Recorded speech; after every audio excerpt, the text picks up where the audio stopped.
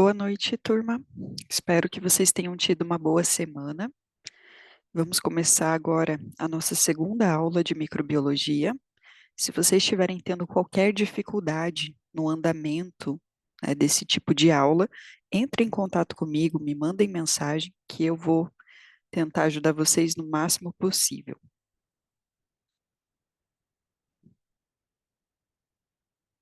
A nossa segunda aula vai falar sobre a diferença com relação à estrutura celular e como que é o metabolismo, o funcionamento de bactérias, fungos, vírus e protozoários.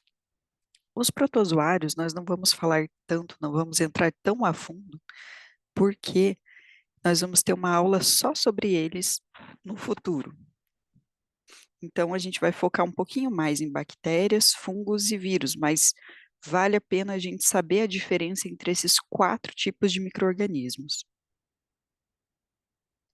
Vou iniciar revisando alguns conceitos só para a gente retomar e entrar mais fresco aqui na aula. Então, existem 4 classificações que nós estudamos na semana passada, que são com relação ao número de células. Então, um micro-organismo ele pode ser acelular, quando ele não é composto por células, unicelular, quando ele é formado por só uma célula, e multicelular ou pluricelular, quando ele é formado por 2 ou mais células. Já com relação ao núcleo, que é a carioteca, né, a mesma coisa, o núcleo é a carioteca, quando ele possui um núcleo, ele se chama eucarionte. E quando ele não possui um núcleo, procarionte. Nesse caso, o material genético, que é o DNA, fica disperso no citoplasma, enquanto que para uma célula eucarionte, como é aquela primeira ali à esquerda no desenho, você tem um núcleo e o material genético fica dentro desse núcleo. Então, à esquerda, uma célula eucarionte, à direita, procarionte. Também, vocês vão ver que está escrito ali eucariota e procariota, também está correto, tá? Às vezes pode variar um pouquinho quanto à terminologia, mas são sinônimos. Ainda a classificação pode ser feita com relação à alimentação. Então, seres que produzem seu próprio alimento se chamam autótrofos e os seres que retiram esse alimento do meio são os heterótrofos. Já a reprodução, ela pode ser classificada em sexuada ou assexuada. Sexuada quando eu tenho troca de material genético e eu formo um novo ser do ponto de vista genético, e assexuada quando eu não tenho essa troca de DNA, e aí eu vou ter um clone, né? Um ser igual ao anterior. O primeiro ser que a gente vai estudar, o primeiro micro-organismo, é a bactéria. Então, as bactérias, elas sempre vão ser procariontes, o que significa que elas não possuem núcleo e o material genético fica ali solto no citoplasma. Ela sempre vai ser unicelular. Então, a bactéria sempre vai ser formada por uma única célula. O que pode acontecer é de várias bactérias se unirem, mas cada bactéria vai ter uma célula e não tem nada diferente disso. E é dito também que elas não têm organelas membranosas, mas elas possuem outras organelas que não são membranosas, como ribossomo e flagelo. Ali no desenho, a gente consegue observar algumas estruturas, eu destaquei algumas para vocês, tá? Então, ali o número 1, que são aquelas extremidades verdes, são chamados de pili, né? O pili, ele é necessário para que se aconteça a reprodução sexuada da bactéria. Então, a bactéria que tem esse pili, ela tem a capacidade de fazer troca de material genético, ela liga com outra bactéria através do pili da outra bactéria, e elas fazem essa troca de DNA através dessa estrutura, que funciona como uma ponte. O número 3 são os ribossomos. Então, como eu falei, apesar dela não ter organelas membranosas, ela vai ter ribossomos.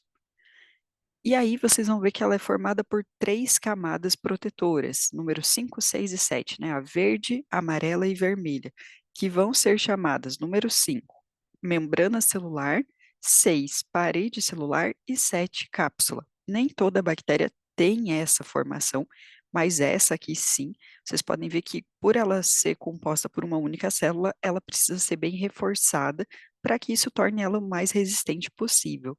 E essa bactéria específica, ela possui um flagelo, que é esse número 9, como se fosse um rabinho, né, para realizar a movimentação dela.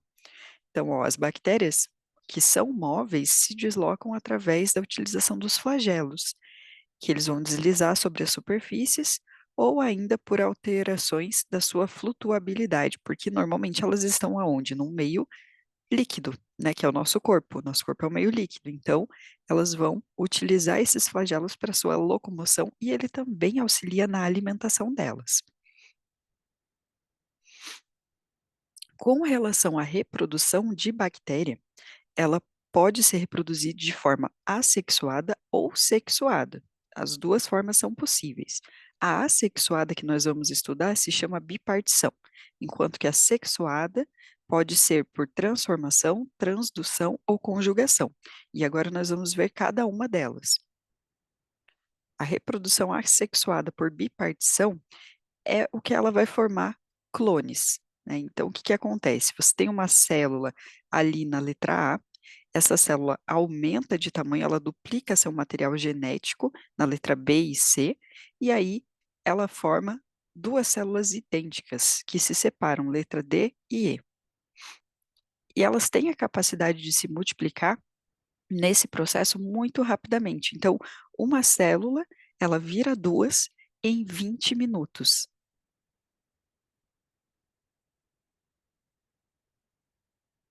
Esse aqui é um vídeo que eu deixei para vocês assistirem, vídeo 1, sobre bipartição, esse tipo de reprodução bacteriana, né? E as bactérias, ó, em condições adequadas, podem se reproduzir assexuadamente em menos de 20 minutos. É cerca de 20 minutos, uma bactéria vai virar duas, mais 20 minutos, essas duas vão virar quatro, e dessa forma a reprodução dela é muito rápida, né? Sendo que ela pode formar milhares de bactérias, uma bactéria pode formar mais de 1.000 no mesmo dia.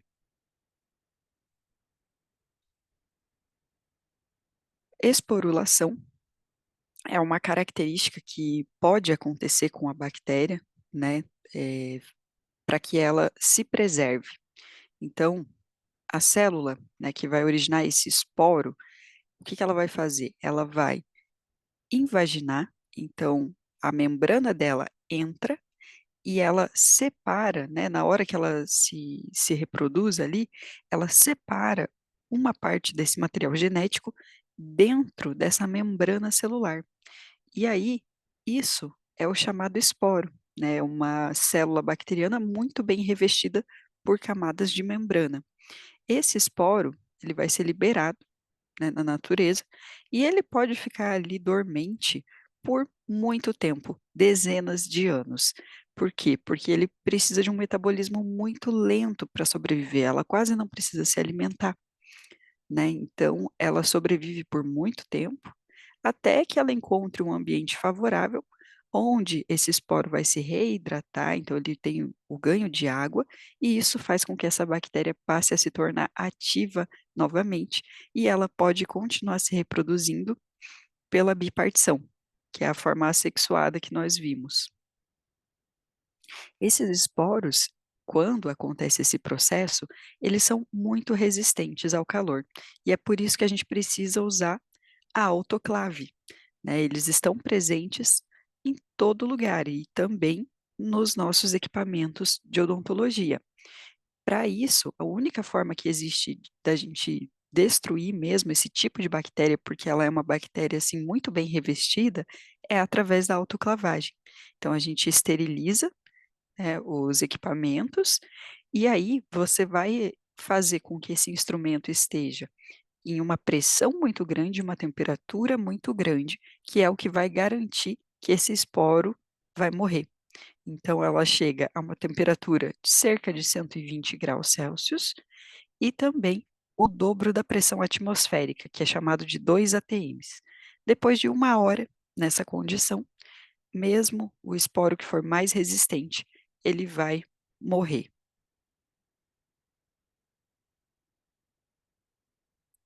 Tem um vídeo também mostrando essa esporulação. Então, eu peço que vocês assistam, né, o vídeo 2, para que vocês possam compreender um pouquinho melhor, vendo, né, como que funciona esse processo. Uma curiosidade, quando a gente vai no mercado comprar enlatados, né, com certeza vocês já devem ter ouvido que não se compra uma lata amassada, mas a gente não sabe muito bem o porquê disso. Quando uma lata ela está amassada, ela possui dentro dela uma bactéria, que é o Clostridium botulinum, né? E essa bactéria é um esporo, então ela é uma bactéria muito resistente. E por que que a gente fala, né? Não consuma esse tipo de alimento, não leve ele para casa, porque normalmente essa bactéria, ela, por ser um esporo, ela é muito resistente e ela tem o potencial de causar uma infecção chamada botulismo, que pode levar a óbito. O que que o botulismo faz? O botulismo ele vai paralisando os músculos do corpo e em algum momento ele pode paralisar o diafragma, que é o músculo que está abaixo dos nossos pulmões e faz com que a gente respire. E aí ele leva à morte, né, porque a pessoa não consegue respirar. Esse músculo ele para de funcionar. Uma curiosidade também, dentro dessa curiosidade, é que é a partir dessa bactéria, do Clostridium botulinum, que a gente extrai a substância para fazer o Botox. Então, nós pegamos algo que é bem perigoso na natureza e manipulamos isso para utilizar para fins estéticos. Quanto à reprodução sexuada das bactérias, são três processos diferentes, né? Então, o que que é essa reprodução? É quando eu tenho transferência de material genético ou fragmentos de DNA, que é a mesma coisa, de uma célula para outra, né? Depois de transferido, esse DNA vai se conectar, então o DNA das duas bactérias se conecta e vai produzir uma nova mistura. E aí vai ter um gene novo, uma bactéria nova, que é o que a gente chama de mutação. A primeira forma que isso pode acontecer se chama transformação, que é quando a bactéria ela possui uma capacidade de absorver moléculas de DNA que estão dispersas no meio. Então, dependendo do meio que ela está inserida, no corpo humano ou no animal, seja onde for, né, ela tem a capacidade de incorporar esses fragmentos de DNA que ficam soltos nesse meio, ficam livres.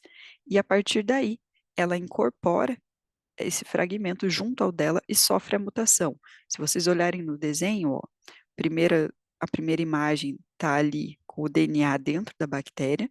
Na segunda, ela adquiriu uma molécula de DNA livre, né, que está mais laranjado ali, avermelhado. E na terceira imagem, você tem essa molécula incorporada ao DNA da bactéria. E aqui já é uma bactéria diferente, ela já sofreu uma mutação. O segundo processo é a transdução, que é outra opção, que é quando, ao infectar uma bactéria, o vírus vai levar o seu DNA junto e vai combinar com o da bactéria. Então, a transdução também vai gerar essa troca de material genético. Ó, o vírus transdutor, no primeiro desenho ali à esquerda, em cima, ele chega, se acopla na bactéria, libera o seu DNA ali dentro, esse DNA se combina com o da bactéria, e aí você vai ter uma bactéria mutada, né? Ela vai ter o seu DNA combinado com o DNA de um vírus. Tem um vídeo também que mostra esse processo de transdução, o vídeo 3. Assistam para que vocês entendam um pouco melhor. E a terceira forma de reprodução sexuada é a conjugação, onde eu vou ter, né, aquela estrutura que eu falei para vocês, o pile, que se conecta de uma bactéria com a outra, formando uma ponte, e aí eu vou ter a troca de material genético de uma célula para outra. Então, uma célula doa o DNA para outra, né? Normalmente a gente fala que são células masculinas e femininas, a masculina vai doar esse DNA para a feminina e a feminina vai sofrer a mutação e vai dar origem a uma célula diferente, né? Já vai ter a sua reprodução sexuada feita nesse processo.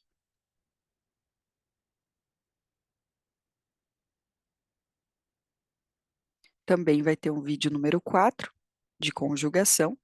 Assistam, né? Então, cada uma dessas reproduções vai ter um vídeo demonstrando como que ela funciona, é uma animação.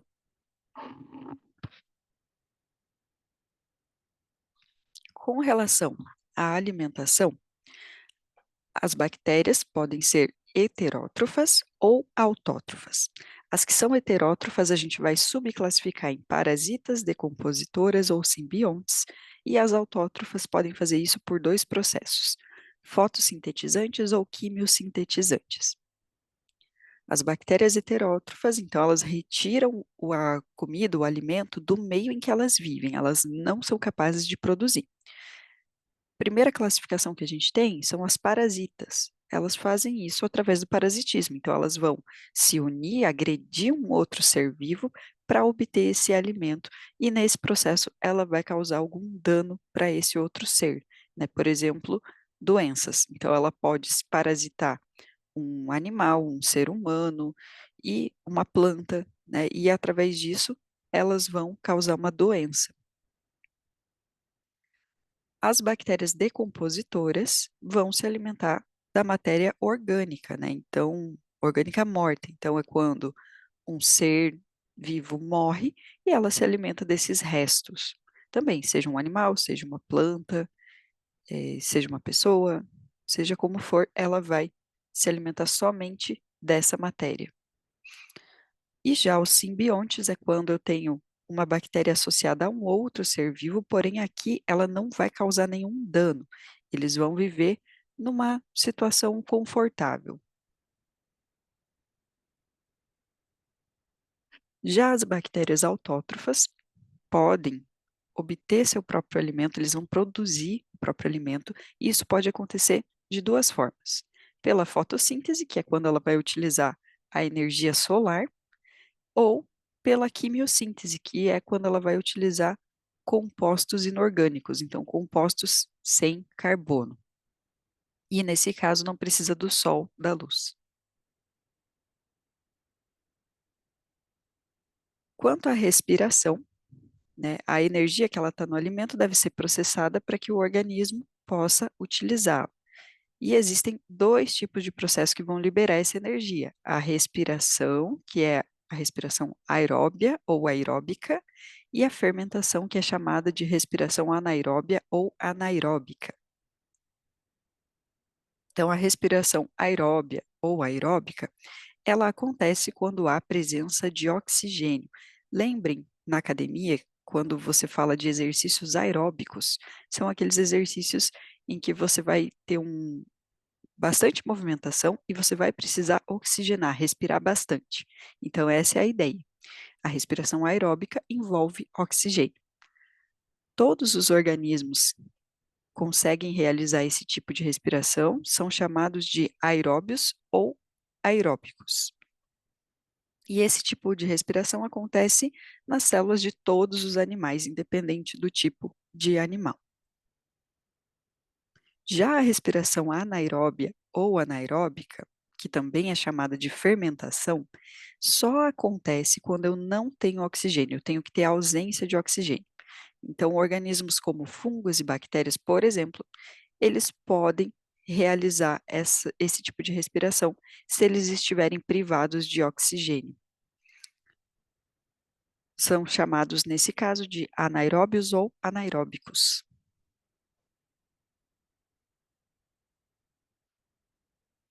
E essa fermentação, ela pode ter ainda dois tipos. Os seres anaeróbios obrigatórios são aqueles que só sobrevivem através desse processo, que é a fermentação. Eles, se você colocar oxigênio, eles vão morrer, porque eles morrem na presença de oxigênio, não conseguem respirar, ficam intoxicados. Já os seres anaeróbios facultativos, eles podem usar a respiração com oxigênio anaeróbica de uma forma normal. Porém, se em alguma circunstância eles não tiverem oxigênio, faltou, está ausente, eles podem aí sim ativar a fermentação como uma alternativa. E nesse caso, eles são chamados de facultativos. Eles sobrevivem tanto com quanto sem oxigênio. As bactérias ainda podem ser classificadas de acordo com a coloração de Gram. Isso aqui é importante, é um dado importante porque a gente, quando falar de algumas doenças bucais, nós vamos citar esse tipo de bactéria. Essa coloração, então, ela surgiu através de um médico dinamarquês chamado Hans Gram.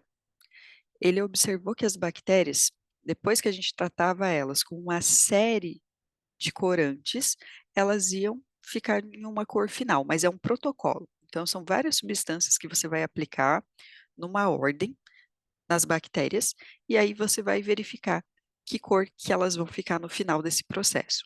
Quando elas ficam roxas ou até mesmo azuladas, elas são chamadas de gram-positivas. E as que ficam vermelhas ou rosadas vão ser as gram-negativas.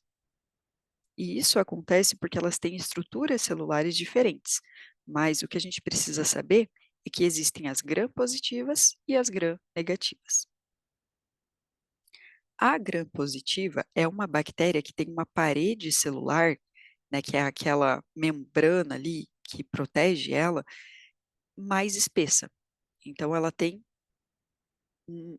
como se fosse uma pele, entre aspas, mais grossa, né, gram-positiva. Já a gram-negativa possui uma parede celular mais fina, menor. Então, como isso não seria suficiente para que ela sobrevivesse na natureza, ela sofreu algumas alterações e ela possui esse LPS, que são essas estruturas rosadinhas, né, na sua membrana ali. E esse LPS, ele é tóxico. Então, isso significa que se essa bactéria morrer, a gram-negativa, vai romper o LPS e vai liberar uma toxina. Portanto, essa bactéria ela acaba causando mais mal para o paciente que está doente quando ela morre, né? Então, você vai tratar, você precisa tratar, mas ela morre, arrebenta esse LPS que se chama lipopolissacarídeo, libera a toxina e isso vai dar mais efeitos colaterais na pessoa, mas é um processo necessário. E bactérias patogênicas são bactérias que causam doenças. Como que eu trato bactérias que causam doenças? Com antibiótico, tá? Antibiótico não é para tratar gripe, não é para tratar fungo, é para tratar infecção por bactéria. Qual que é o grande problema? O uso indiscriminado, ou seja, o uso sem receita, o uso por tempo incorreto, a dosagem errada, é o que está dando origem a uma coisa que existe hoje chamada superbactérias, que são as bactérias resistentes a antibióticos. Então, vocês viram que as bactérias elas têm essa capacidade de sofrer mutações, né, quando elas se reproduzem. O que, que acaba acontecendo?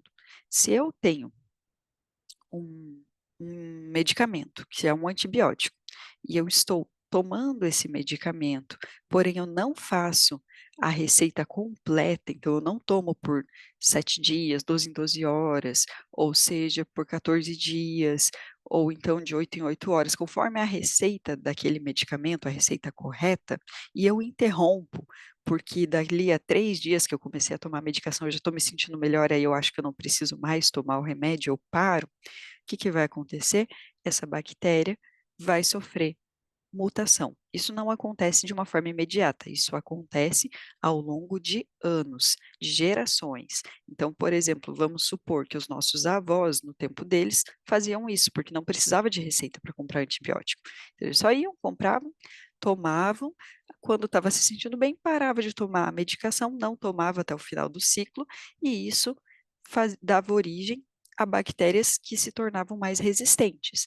Ao longo do tempo, com o passar das décadas, algumas dessas bactérias sobreviveram, sofreram mutação, se reproduziram, e essas bactérias específicas se tornaram superbactérias. Significa que o antibiótico não funciona mais nela, porque ela, de uma certa forma, passou por uma seleção natural e agora esse antibiótico não é capaz de matar ela. Então, isso é bem sério, né? Por isso que agora o antibiótico deve ser comprado com receita, para que diminua a chance do paciente fazer o seu uso errado. E e gere, né, impacto nas gerações futuras, porque isso não vai acontecer na mesma geração que está usando, mas no futuro. Algumas doenças causadas por bactérias são tuberculose, hanseníase, tétano, meningite, leptospirose, sífilis, gonorreia. Então, ó, tuberculose afeta os pulmões, a meningite, a meninge do cérebro, que é a camada de proteção externa do cérebro.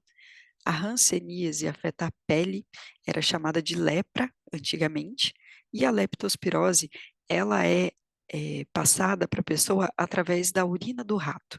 Então, pode ser que você tenha contato com uma urina do rato contaminada com essa bactéria, ou pode ser que você tenha contato com um animal que foi contaminado pela urina do rato. Por exemplo, um gato, um cachorro, um animal que você tenha em casa, que não esteja vacinado também. Quanto às bactérias, é isso.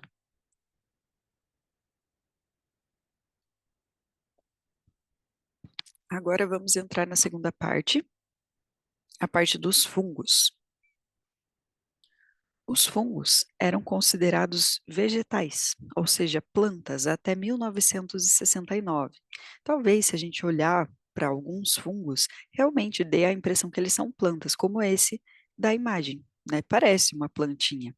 Porém, eles não são plantas, porque uma das suas características é que eles não sintetizam clorofila. E as plantas, elas fazem a fotossíntese, né, e vão produzir essa clorofila, que é o que deixa elas esverdeadas com a coloração delas.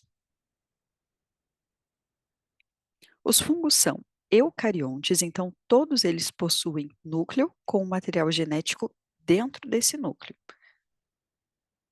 Eles podem ser unicelulares ou multicelulares. Então, alguns unicelulares são leveduras, por exemplo, a levedura da cerveja. Já os multi ou pluricelulares, um exemplo são os bolores, né, como uma fruta embolorada, ou o próprio cogumelo. Se a gente olhar ali, o cogumelo, ele também é multicelular. Quanto à reprodução dos fungos, eles podem se reproduzir de forma assexuada ou sexuada. A forma assexuada também vai ter 3 subtipos: gemulação, fragmentação e esporulação, enquanto a sexuada vai ser chamada só de sexuada. A gemulação é uma reprodução aonde você vai ter assim uma protuberância na célula mãe, que é denominada gema ou botão. É como se fosse parecido com o que acontece na batata, né? A batata, ela cria um broto ali, que é essa gema, e aí ela vai formar um novo ser. E a partir disso, o que que acontece quando a gemulação ocorre em fungos? Ela forma esse broto se separa e dá origem a 2 seres idênticos, por isso assexuada, são clones. A fragmentação é quando eu tenho, por exemplo, no cogumelo, né, ele tem a hifa, e ela se desenvolve a partir de uma célula que aumenta de volume. Então, é uma das células dele que ela vai se reproduzir, né? Ela vai aumentar de volume, vai duplicar seu material genético, e aí, o que que ela vai fazer? Ela vai se fragmentar, vai se separar. Ela libera também, muito semelhantemente à gemulação, um clone.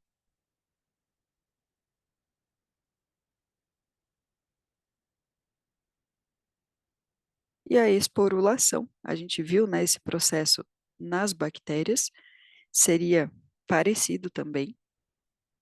E nesse caso, ocorre esse processo de esporulação e tanto as leveduras como os bolores conseguem formar esporos, que são bem mais resistentes, como a gente já viu. E esses esporos, eles vão ser levados pelo vento e vão parar em diversos lugares, que é o que garante que esses fungos eles se espalhem na natureza. Esse esporo cai na natureza e, se ele encontrar uma condição satisfatória, ele vai se reidratar e vai começar a dar origem a um novo fungo. Já a reprodução sexuada é quando eu vou ter uma célula, né, macho, outra fêmea, 2 organismos, 2 fungos diferentes, o macho doa o seu material genético para o fungo fêmea e a partir daí você vai ter um novo fungo mutado com a combinação desses dois materiais genéticos. No desenho aqui, a gente consegue ver um vermelho e um verde, aonde ocorre a doação, a mistura desses dois materiais genéticos, até chegar ali, ó, na letra D, onde você tem um mesmo fungo com a combinação desses dois materiais genéticos.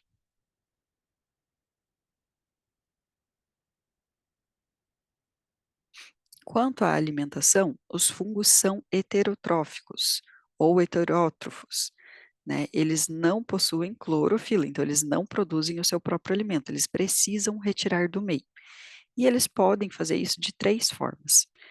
Quando eles são decompositores, então eles vão retirar dos restos de plantas, de animais, a matéria orgânica que está apodrecida, seres em decomposição mesmo.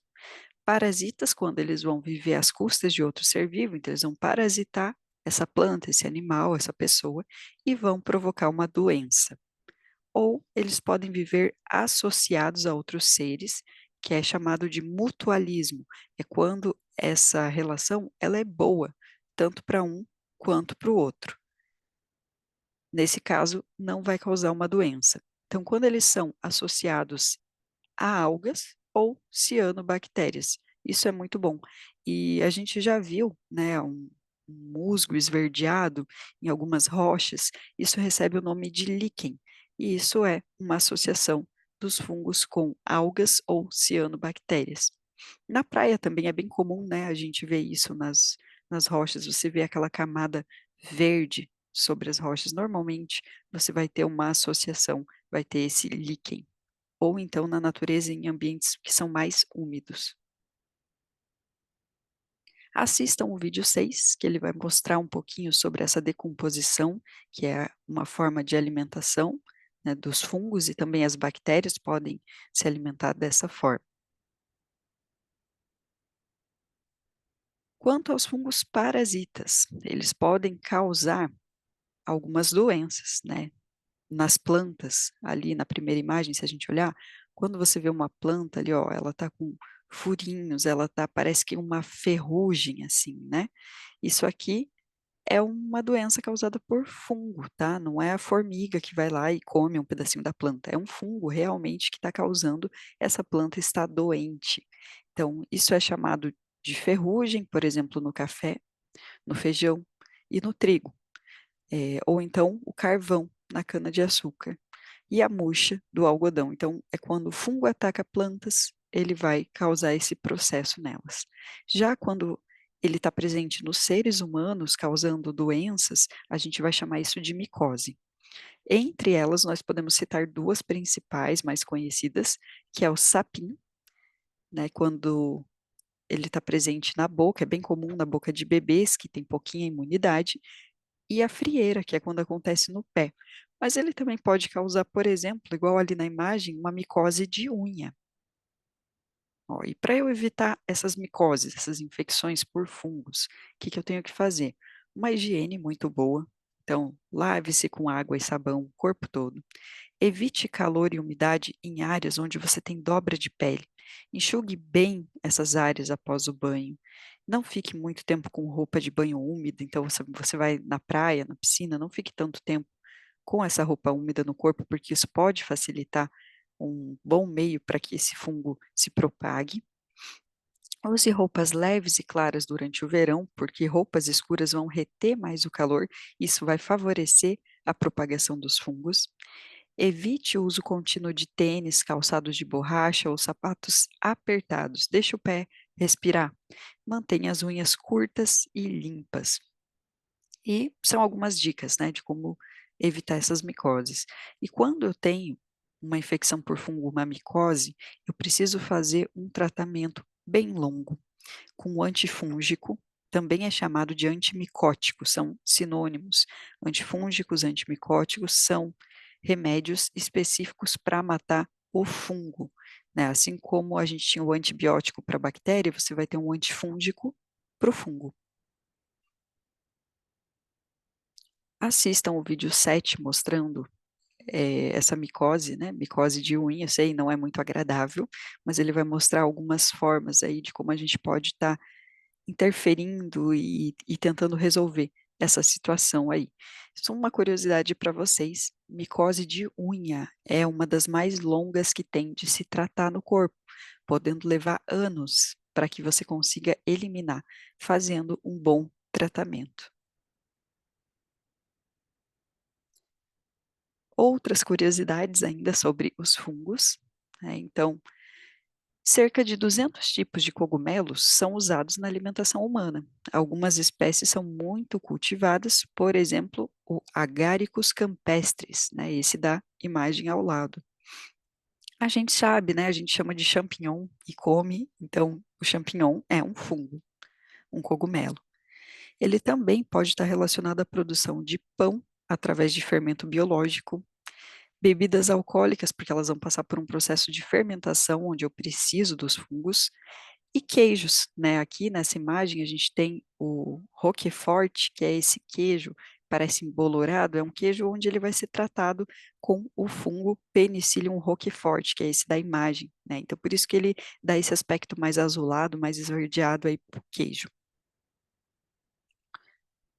Ainda existe um outro fungo comestível que é encontrado na América do Norte, Europa e Ásia, que é esse da imagem, tá? É Hydnelum pecki. Desculpa, gente, é que é difícil pronunciar. Mas esse fungo também ele é comestível, é encontrado. Aqui no Brasil não. Até fiquei curiosa para saber qual será que é o gosto desse fungo. E nós temos um caso clássico, né, que é a amoxicilina. O remédio que mata a bactéria, ele foi descoberto por acidente e ele é um fungo, Penicillium. Por isso que o nome é penicilina. A amoxicilina, ela nada mais é que um tipo de penicilina. Então, quando nós tínhamos, né, um cientista que ele estava testando justamente o crescimento das bactérias, sem querer, ele derrubou esse penicílio na plaquinha de Petri, que eu comentei com vocês na semana passada, né? E aí ele derrubou ali e ele viu que ao redor da onde caía o fungo não cresciam bactérias, o que fez com que ele percebesse que aquele fungo, Penicillium, ele combatia as bactérias e assim se criou a amoxicilina. Ainda a gente tem o Clavíceps purpúrea, que é popularmente conhecido como ergotina, é também vindo de um fungo que se extraiu o LSD, né, essa droga bem forte.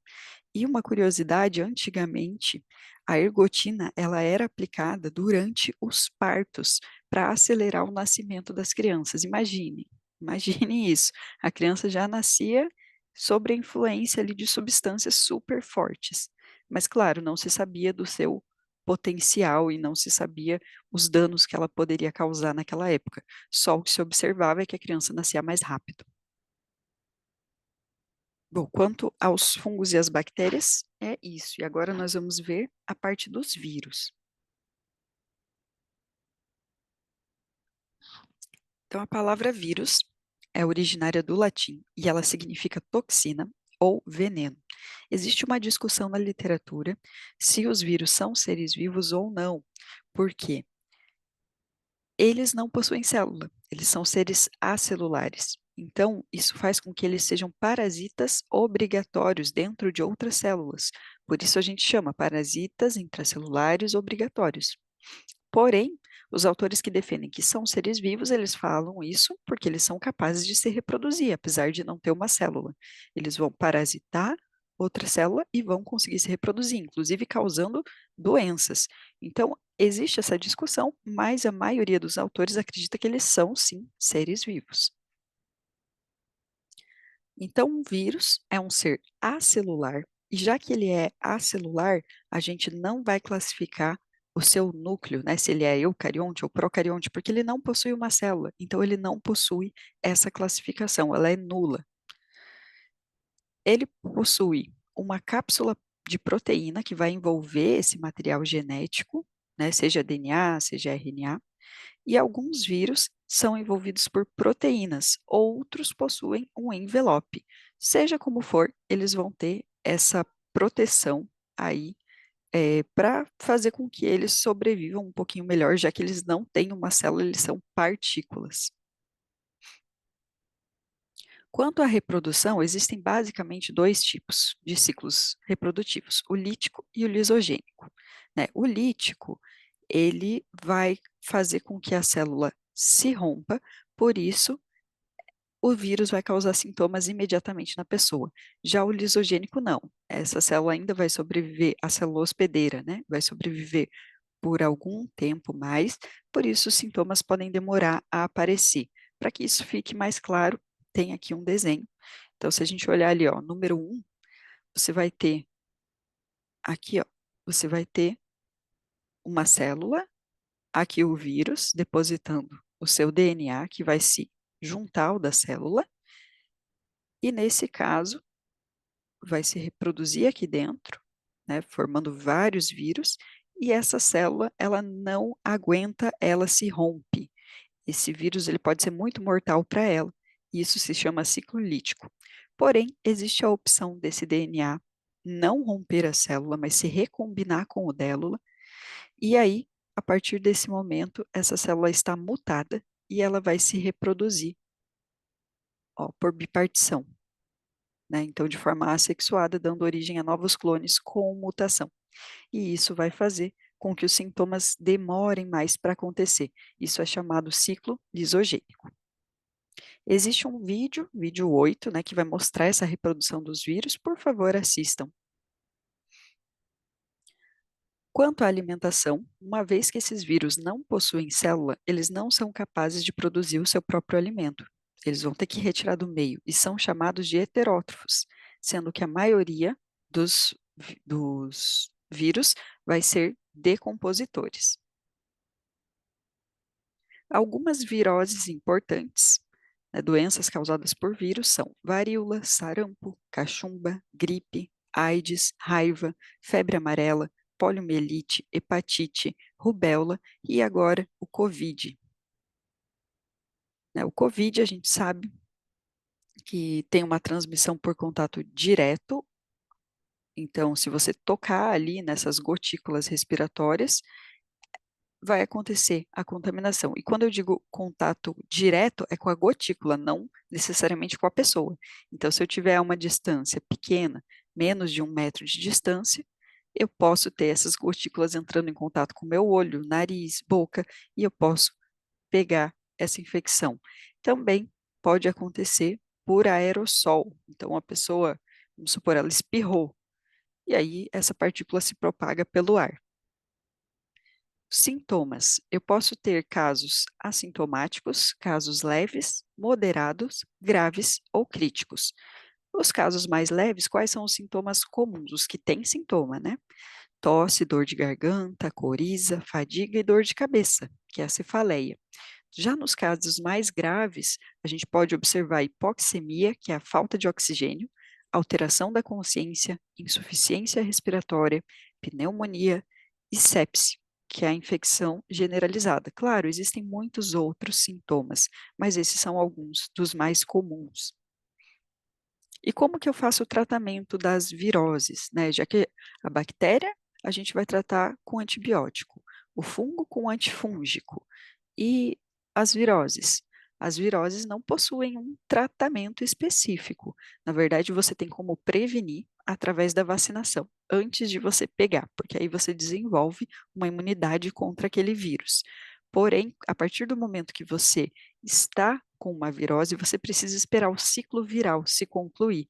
Enquanto isso, você vai tratar os sintomas. Então, você vai tratar febre, vai tratar dor, vai tratar qualquer que seja o sintoma que você esteja tendo por conta dessa virose. Porém, não vai existir uma medicação que vai agir especificamente naquele vírus a partir do momento que você já está com a virose. É só preventivo mesmo com a vacina. Assistam o vídeo 9, que vai mostrar um pouquinho sobre o vírus da gripe, como que ele funciona. E para finalizar, a gente vai falar um pouquinho de protozoários.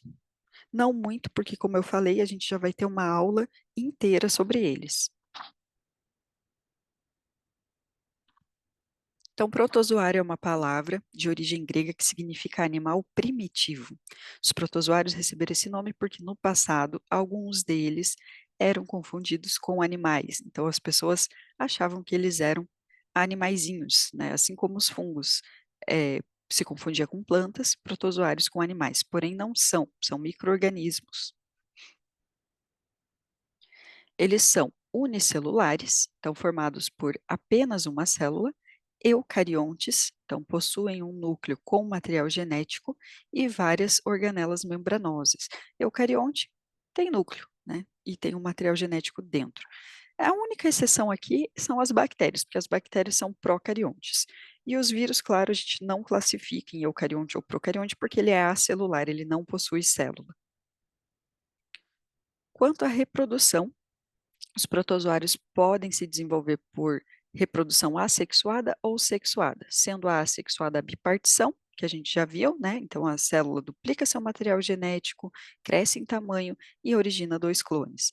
E reprodução sexuada, conjugação, que a gente também já viu no caso das bactérias como que isso acontece. Então é formada uma ponte entre duas células, macho e fêmea, dois protozoários, macho e fêmea, e um vai passar o material genético para o outro. Com relação à alimentação, eles são heterótrofos, então eles podem viver de forma isolada ou formar colônias, mas eles sempre vão ter que retirar o seu alimento do meio e podem causar doenças, que vão ser chamadas de parasitoses. Algumas espécies são parasitas de seres diversos, até mesmo do ser humano. Vocês vão ver, existem vários que vão parasitar o ser humano. Quando eles fazem isso e causam doenças na pessoa, normalmente eles ficam presentes no sangue ou então no tubo digestório. As parasitoses mais frequentes no Brasil, que são causadas por protozoários, são malária, amebíase, doença de Chagas, giardíase e tricomoníase. E nós vamos estudar todas elas mais para frente. Os protozoários podem ser classificados de acordo com a sua locomoção. Então, existem várias espécies de protozoários, né, e elas vão ser classificadas em quatro subtipos: sarcodíneos ou risópodes, flagelados, ciliados e esporozoários. Os sarcodíneos ou risópodes recebem esse nome porque eles possuem falsos pés, né? E aí o exemplo é a ameba, que é essa figura da esquerda. Então, a ameba é risópode. Já os flagelados se locomovem através de flagelos.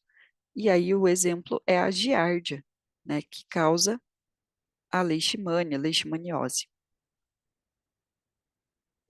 Os ciliados vão se locomover através dos cílios, como por exemplo o paramécio. E os esporozoários não se locomovem, como é o caso do Plasmodium falciparum, que causa a malária. Então, isso é o que eu tinha para trazer para vocês hoje. Se vocês tiverem qualquer dúvida, entrem em contato comigo, eu estou disponível, né? Sempre nos horários de aula, eu vou estar no WhatsApp tirando as dúvidas, mas se vocês, por um acaso, terminaram de ver essa aula em outro momento, é só me mandar a dúvida pelo WhatsApp que eu respondo para vocês, com certeza.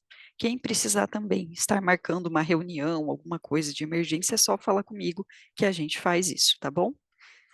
Tenha uma boa semana, um bom descanso e até semana que vem.